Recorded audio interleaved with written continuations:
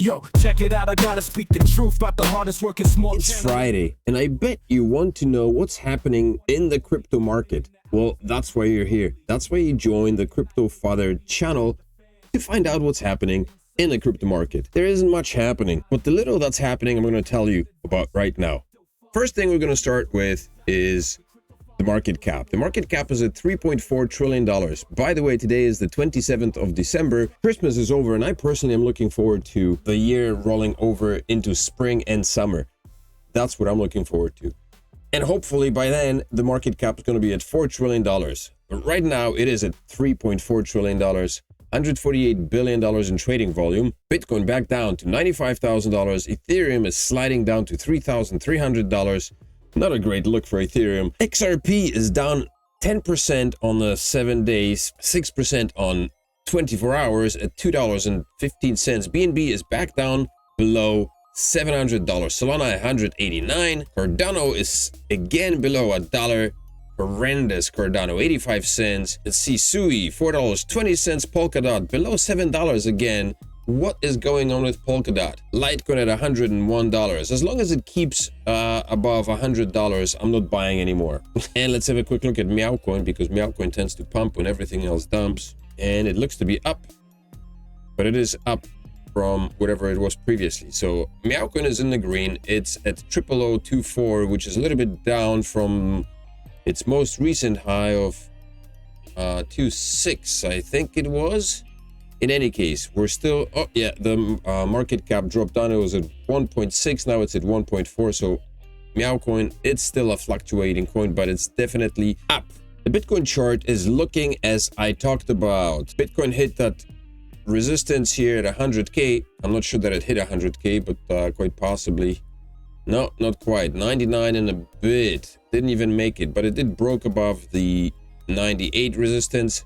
Didn't really touch the 99.9, the 100K resistance, and then it plummeted back down. So we have the lower band of the Bollinger Bands here. That's another resistance. And then we've got the $91,000. I see reports on the I see reports or predictions of Bitcoin plummeting down to 70K once again. 70K. Why do I sound like a Russian? 70K once again. But I'm not sure if we're going to go back there. But it is a possibility that if we break below these resistance levels here, 91,086, we might see Bitcoin drop down to 76. I talked about this in a video before, and I think it is quite possible to see Bitcoin at these levels sometime in January. It feels it's shaping up to be a red month. December is, and I mean, if we do manage to break above here, and we do, I guess we'd have to be above 99,000 in order to be in the green. But we've had 1, 2, 3 green months, and it stands to reason that the 4th month will be green. Not because there were so many green, the 4th month will be red. Not because there were so many green months prior, but rather because logic dictates that the people who have been in the green, especially over the month of November, look at this massive candle. When Bitcoin pumped massively, all these people that are in profit will want to take some of those profits off the table over December and into New Year's. I don't know, to pay their taxes or whatever. So this could be a red month for December as well as January. Looking at historical data, that would dictate otherwise. We've had in 2020, there was October, November, December, January, February, March, all green months. And so you would expect similar thing to happen. So unless December recovers into green and then continues into January, February, and March, we're not going to see the same thing. And I mean, we could, because that was the rally into the all-time high, the first all-time high in 2021 with a retracement. So we could possibly see a continuation of this bull run into March, and then we could see a retracement back down to 70,000 or 74.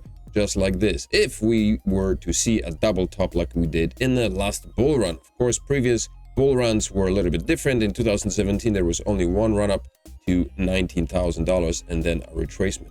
But that was 2017, and nobody knew that much about crypto and Bitcoin just yet. So the last bull run, I think, is a pretty good indicator of what we could expect, or who knows. So when you look at the MACD here, it's looking extremely overbought. The top band is just heading for the sky. So we're going to see what's going to happen here. Volume candles are pretty solid green. They haven't peaked out yet. In the last bull run, we've had a lot of green here before retracement happened. So let's see what happens here on the MACD. It's looking pretty strong. So what's happening in the world of crypto? Well, Thailand considers Bitcoin for tourism payments as crypto investors' interest grows. I think that's extremely stupid.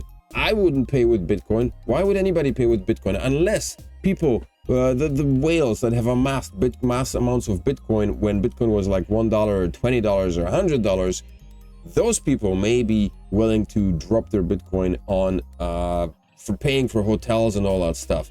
Personally, the people who have less than one Bitcoin, do you really think that they will be traveling around spending their Bitcoin on hotels and stuff rather than keeping it and counting in the gains and profits and trading it? So I don't think this is a very good idea. Accepting cryptocurrency payments is one thing, but Bitcoin exclusively, not so much, particularly with the fact that Bitcoin has been touted as a store of value rather than a currency, despite the fact that Satoshi Nakamoto did envision Bitcoin as a currency, as a form of payment. It has not solidified so far. And right now we're seeing massive gains on Bitcoin being made. So why would anybody want to sell it and give up those gains? So not a smart move. Adopting cryptocurrencies as payments would be great, because that would allow people to maybe cash out crypto in Thailand and make it possible for people to actually use it for payments, or just convert it into Thai baht and then use it inside the country. That would be a smart move. But adopting or accepting Bitcoin as payments, nah, I don't think that's enticing in any way, if that's the only option. Unless this is kind of a gateway drug to further acceptance of cryptocurrencies in general.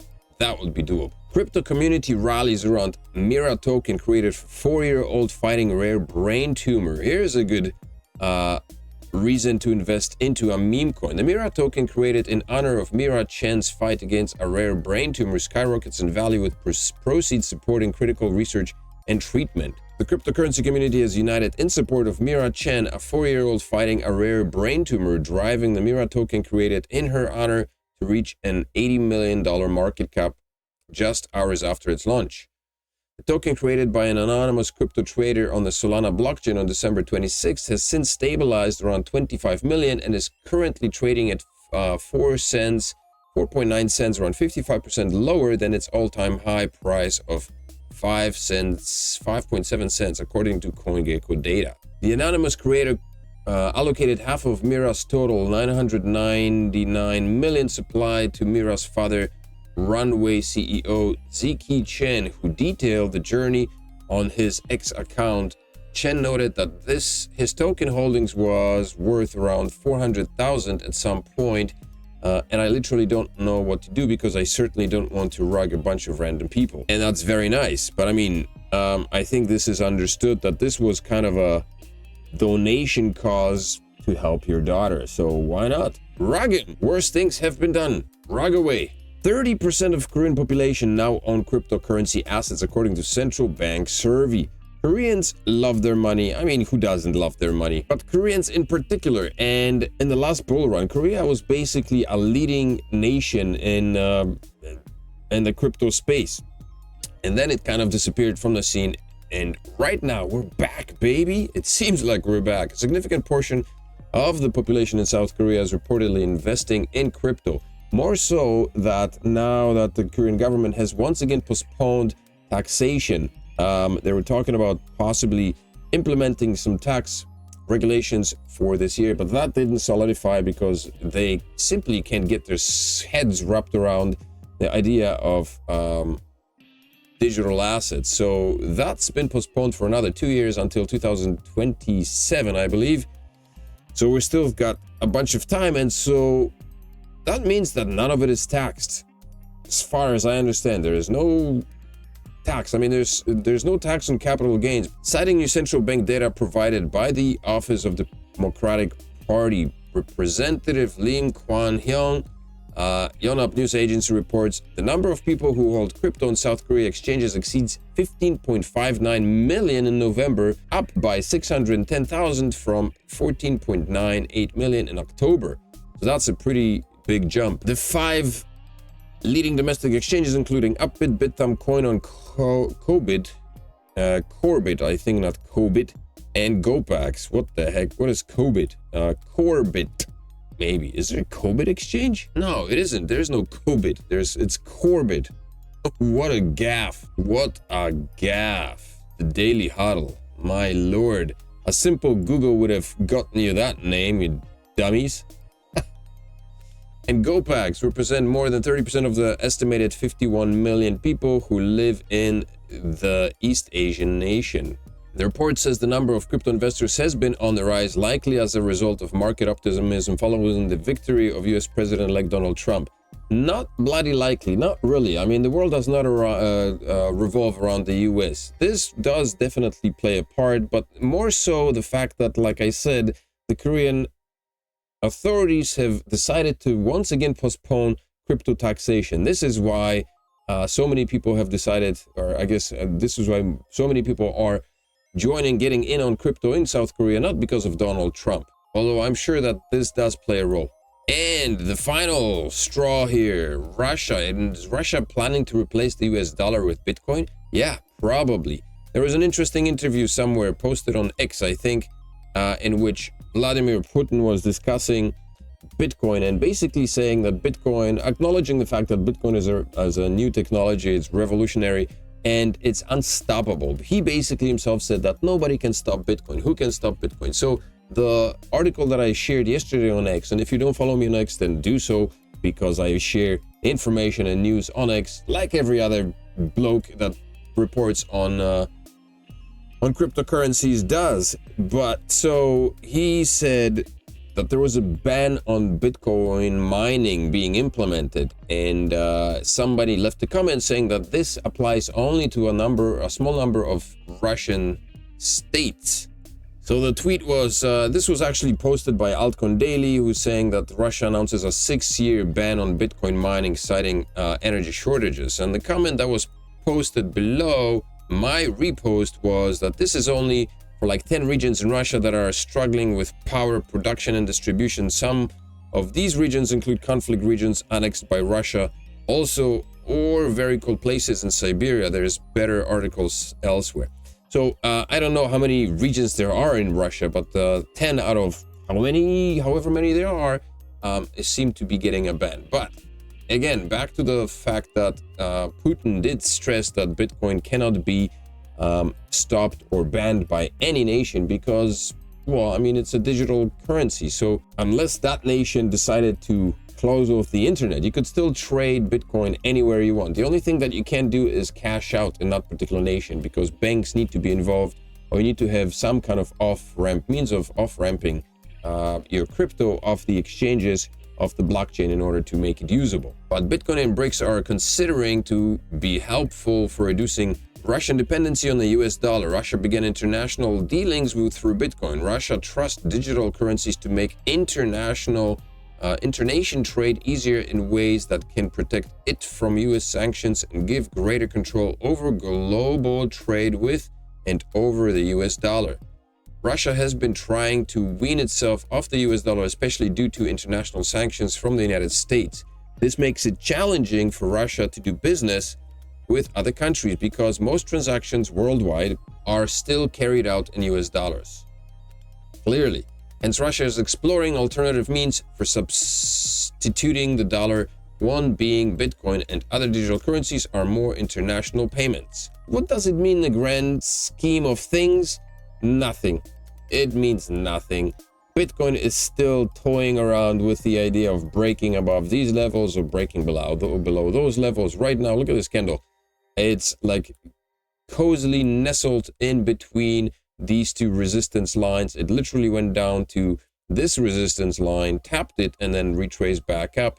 Let's see if this candle breaks below it once again and continues downwards. But so that's some quick updates from the Crypto Father channel. a quick reminder that there are only 10 days left to get in on the Descent wallet sale. On the sale of the Descent wallet, you can get yourself a nice biometric wallet, the only one of its kind, super duper secure, with a nice display here, and of course very secure, because the only way that anybody can hack this puppy is by chopping off your thumb and then using it to log in.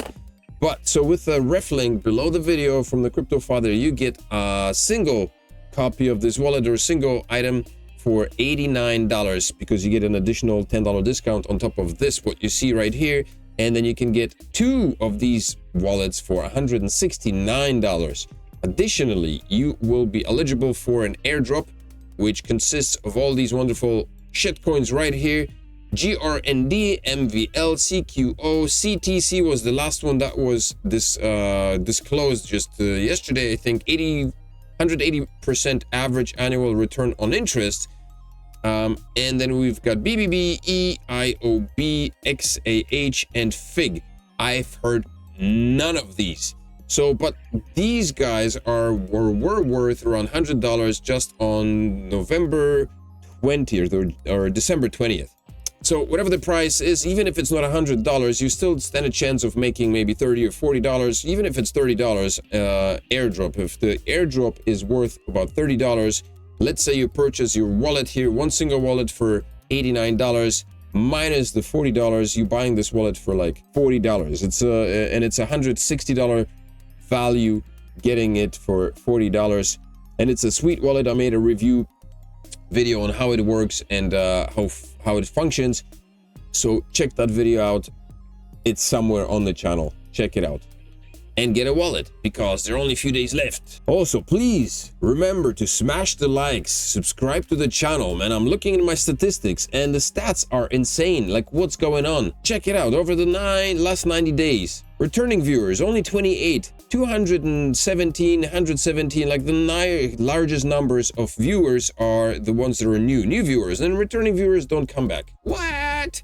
So do all those wonderful things, smash the likes on this video, subscribe to the channel, leave me a comment in the comment section below. Make sure to hit that bell notification all, because that's, again, not too many people. 16% of you do it. It would be great if more of you did it, because that would definitely help the channel. So if you are subscribed to the channel, and if you haven't done so yet, please hit that notification bell all. And of course, if you are new to the channel, do all those things because it's free. Support this channel, because why the heck not? I'm sure you're watching other crypto channels and you see you're subscribed to like BitBoy Crypto or Wendio or all the other knickknacks that talk about the exact same thing all the time and are just, I don't know, they've been here for too long, man. So help a new channel grow and bring it, because why the heck not? And I will appreciate you forever. Have a fantastic weekend. I will see you on Monday morning, most likely. Peace.